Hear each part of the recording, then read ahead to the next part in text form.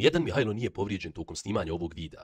Ako imate nekih problema ili posljedica nakon gledanja ovog videa, obratite se vašem veterinaru, ali ne i odvjetniku.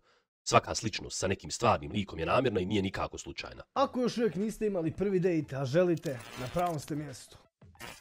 Veliki pozdrav svima i dobrodošli u novi video. Danas vam želim pokazati i naučiti vas kako se to ide na dejt. Pogotovo ako je prvi dejt u pitanju. Neće vam biti potrebno puno stvari, ali ono što će vam sigurno biti potrebno jeste sljedeće. Prijatelj ili neka bliska osoba koja će vam srediti osobu za dejt. Onda sam ljudi odlučio sa Dino da odem u Piru i da ona upozna Mihajla Mandića. Ista ta osoba će vam srediti i outfit. Došli smo do radnje da uzmemo ljudi neku brutalnu košulju gornji i donji deo da Mihajlo Mandić bude šmeker, ljudi moji.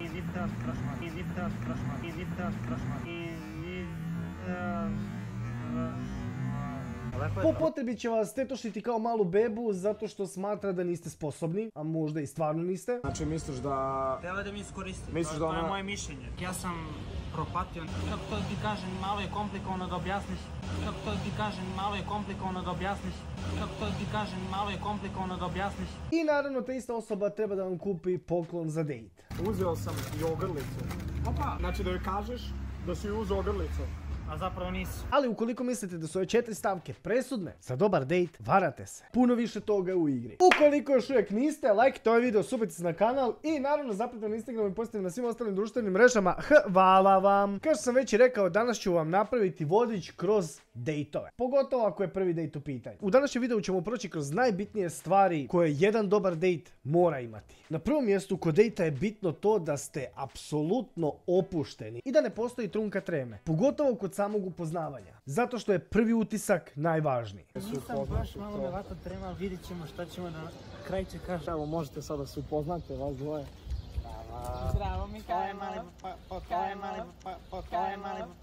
Hvala ti puno.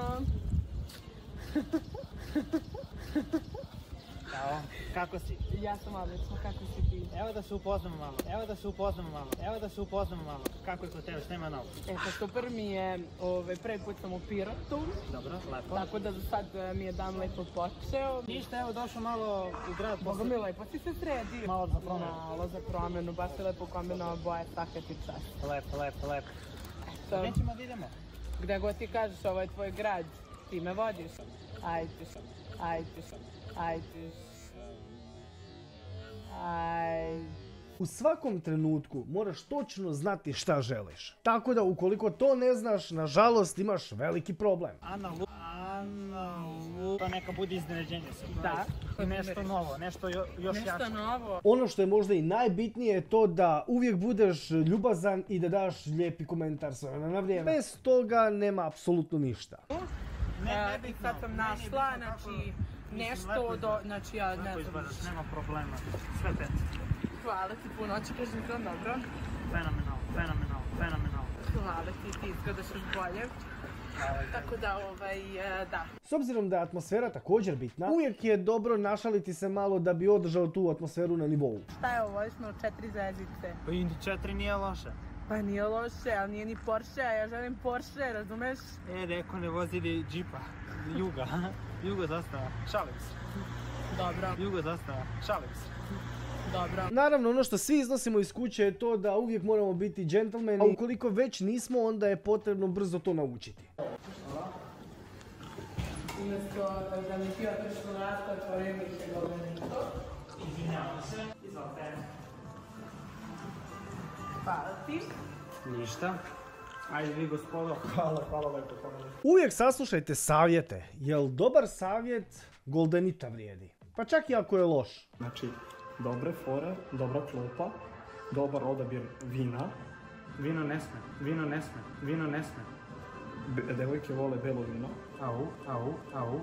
I šta je, koji još savjet? Baci neku foricu, taj je kompliment, znači nešto pohvali da ne to ono, to je to. Ajde, kreni. Da, super, ajmo bolje. Hoćeš ovo? Izvolite. Hvala ti. Ja ću onda pa tebe.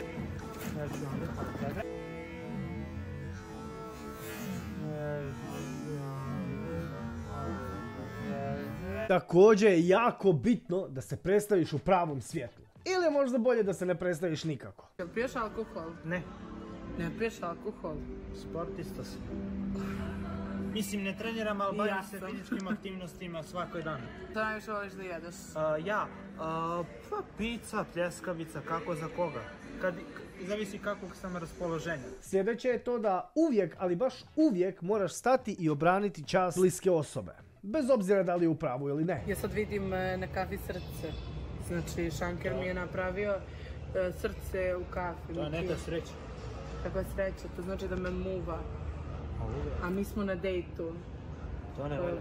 To ne valja nikako, ja bih ti sad predložila da sa me posvađaš sa njim. Pa ne volim ja da se svađam.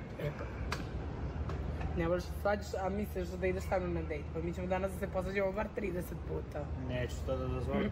Također je i dobro uvijek ugoditi osobi u čijem si društvu. Jel to se podrazumijeva? Jesi se odlučio šta ćeš da jedeš? Ja sam odlučio, ja ću jednu pljeskavicu. A što pljeskavica? Ajde da jedemo nešto bolje. Evo vidi ovi tartufi. Znaš kako su tartufi lepi? Jesi probao Ajde, za nekad? tebe ću da probam, ajde. Imaš svašta, imaš njoke sa morskim plodovima.